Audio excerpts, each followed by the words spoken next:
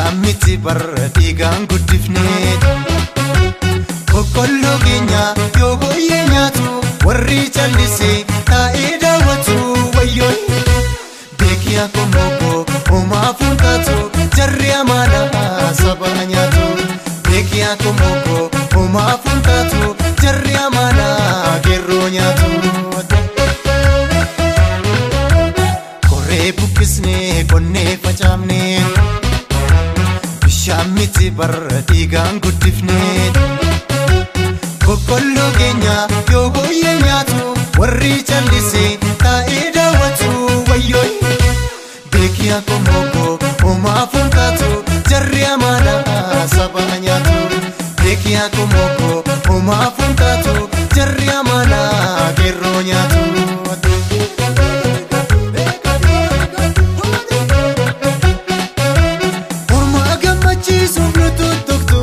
Madaa jarraa tokko nu yaadachiistu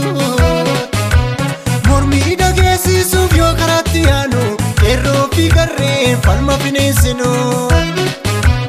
Foddaa TV'tiif FB'n baatanii nu sossobu nu gooyomsuu kana maal qabaa yoo dhiistanii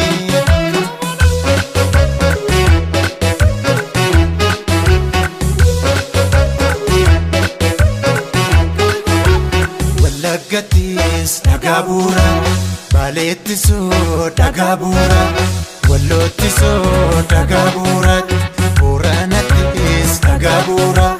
Dhagaa miti kan nu barbaannu yachoollee malee nagaadha malee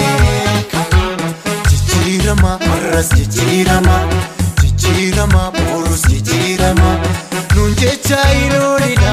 jijjiirama Lafanuuf kaayaa waan qabatamaa Jijjiirama har'as jijjiirama Jijjiirama boorus jijjiirama Nuun jecha hin oolina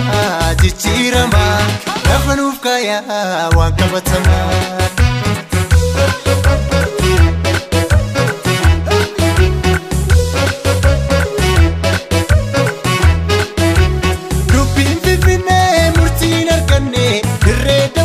Argeedhaaf hin deebine Osooma beektaanii maaf akka jallistu Qabeenya Oromoodhaa maaf orma saamsistu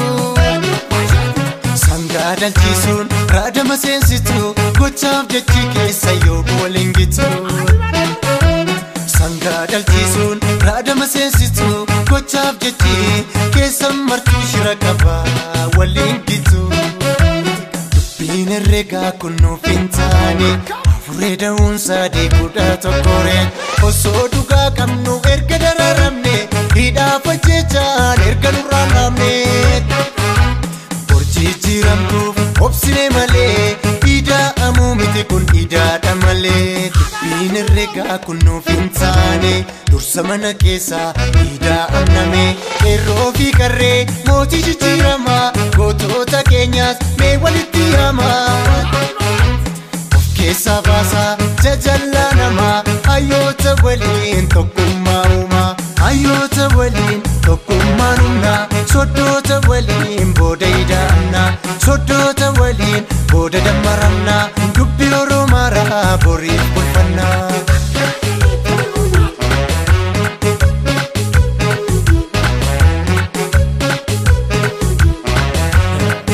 Walitti baquun jettanii immoo eenyutti baqa Shireedhaaf darraan Oromoof ragaadha